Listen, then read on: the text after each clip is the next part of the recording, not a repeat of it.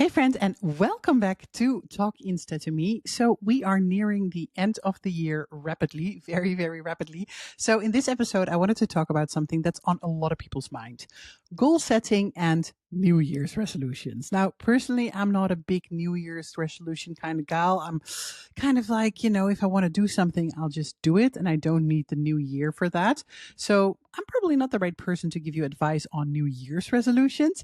But I do want to talk to you about goal setting because every December, every January, people go wild setting these huge Instagram goals. Like, oh, this is the year that I'm going to hit 100,000 followers, or this is going to be the year that I finally blow up. And look, there is nothing wrong with dreaming big. I'm all for dreaming big. And I believe there is no such thing as dreaming too big, like reach for the moon and shoot for the stars.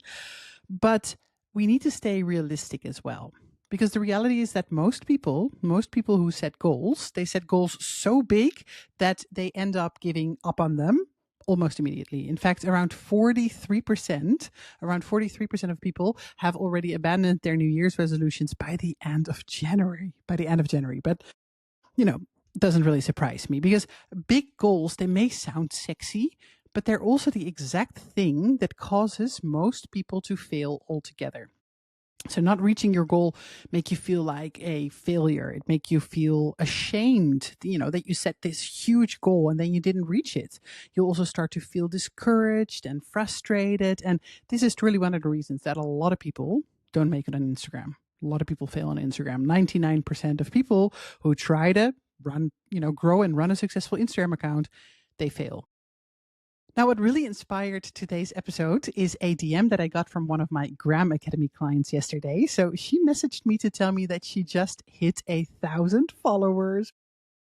So 1,000 followers, it may not seem like a lot to a lot of people. To you, maybe it doesn't sound like a lot. You're like, okay, well, 1,000 followers, what is the big deal?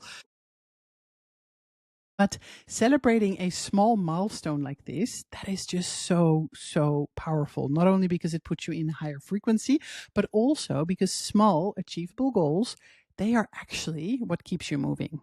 So today in this episode, we are going to talk about why huge follower goals are kind of outdated, why Instagram just doesn't work the way it used to, and how to set up goals that keep you motivated instead of miserable and ready to give up. So let's kick off. Now, before we start setting your realistic and your more digestible goals, I really want to talk about why these massive follower goals like 50K, 100K, 250K, why they are outdated in 2026. So a few years ago, Instagram was a completely different platform. People followed accounts constantly. You could literally post a single reel and then easily gain a few hundred followers overnight. They just hit the follow button more easily back then.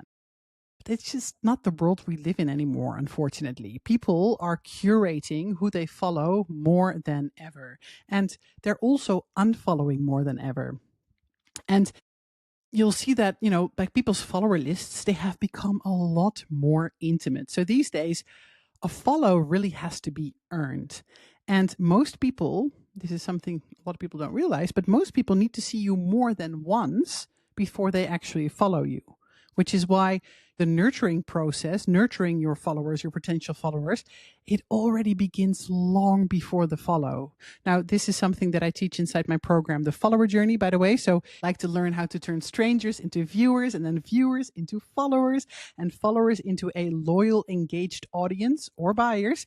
Then that is the program for you. But let's just go back to the topic. So the reason people aren't hitting follow as much anymore is because if they want mindless entertainment, which is the reason why a lot of people are on Instagram, like that dopamine hit, they don't need to go to their feed anymore. They can just go straight to the Reels tab. So then they can scroll through videos from creators that they don't follow, get their dopamine hit, and then they move on with their day. But the feed, the people they actually follow, it has become a much smaller and much more intentional circle. Now, of course, Instagram also shows you suggested posts in your feed, not just on the Reels tab. But this means that actually following people, it just matters less and less. The algorithm knows so well what you like that it only serves you content that you are genuinely interested in. So the people they do follow, it's much more intentional. They are the people that you don't want to miss. They are the people whose stories you really want to consume. which means that growing big numbers, it's not impossible, but it's just definitely not as easy as it was 4 years ago. And this is where those big follower goals become kind of dangerous, because if you're setting a goal based on what Instagram used to be, then you are automatically already setting yourself up for disappointment. Now, again, this doesn't mean that you shouldn't want 100,000 followers. It also doesn't mean that you can't dream of 500,000 followers. Those goals, they are still beautiful, and the universe or God or whoever you want to believe in, they've put those desires in your head and in your heart for a reason. But we need to acknowledge the reality of the platform that we are on. Follower growth is slower, people are pickier, and views just do not translate to follows in the same way that they once did. Which is exactly why smaller incremental goals make so much more sense. So they keep you motivated, they keep you consistent, and they are actually aligned with how Instagram works in 2026 and not in 2021. All right, now let's move into how you can actually set goals that support you instead of goals that discourage you. When it comes to goal setting on Instagram, I actually want you to set two types of goals. The first one is number goals, and the second one is process goals. And both of them matter, but only when they are done the right way. So let's start with number goals, because I'm not saying that you shouldn't have a certain number that you want to achieve. Like, you absolutely should. Follower goals are fun, they're excited, and they give you something to work toward. So it's definitely important to have them. But the problem isn't the idea of number goals. The problem is the scale of them, because most people say, okay, I want 10,000 followers by March, or I want 100K next year. And, it sounds incredible. That sounds great until it doesn't happen. And then what? You're going to feel discouraged, you're going to feel behind, and you're going to feel like you failed before you even actually really started. That's why I love doing what my Gram Academy client did: start small. So first goal, hit 500 followers, hit 1,000 followers. Now she's going to aim for 2,000 followers, then 5,000, then 10,000. Because every time you hit one of those smaller milestones, you'll feel great. You'll feel really good. You will feel the momentum. You'll be proud of yourself, and you're motivated to keep going. Psychologically, that is everything. It is so, so, so important. We are so much more motivated by small wins than by massive goals that feel miles away. You want your goal to feel like it is within reach, and you need to actually believe that it is possible. 100,000 followers may be something that you want. Of course, it's something that you want, but it's such a big number that even your brain will be like, whoa, wait, that sounds like kind of like a stretch. So the truth is that with the way Instagram works today, the slower follower behavior, the more curated feeds, smaller goals are far more realistic, and they set you up to succeed rather than crash. So yes, set number goals, but set goals that match today's Instagram, not Instagram of 2021. Now, once you've set your number goals, now we're going to layer in your process goals. And these are the goals that are going to help you to keep moving forward.